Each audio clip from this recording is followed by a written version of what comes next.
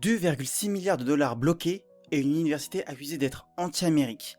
Harvard, l'une des plus prestigieuses universités au monde, est aujourd'hui dans le viseur de Donald Trump. Un affrontement explosif entre politique, université et liberté d'expression.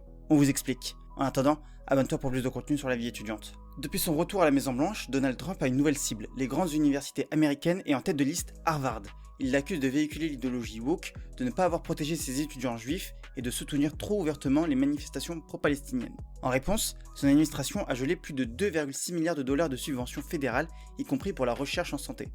Et ce n'est pas tout, elle a aussi révoqué la certification permettant aux étudiants étrangers de venir étudier à Harvard.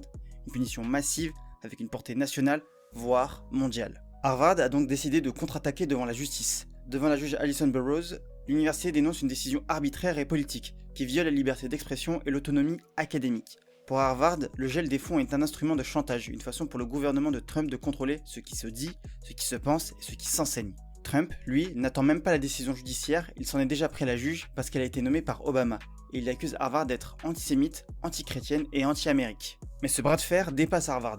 D'autres universités comme Columbia sont déjà ciblées et des étudiants étrangers sont menacés d'expulsion pour leur engagement politique. Des associations universitaires dénoncent une stratégie d'intimidation, une politique d'expulsion idéologique contraire au premier amendement de la Constitution américaine. Ce que redoutent les enseignants et chercheurs, un précédent dangereux qui ferait taire la dissidence dans les universités.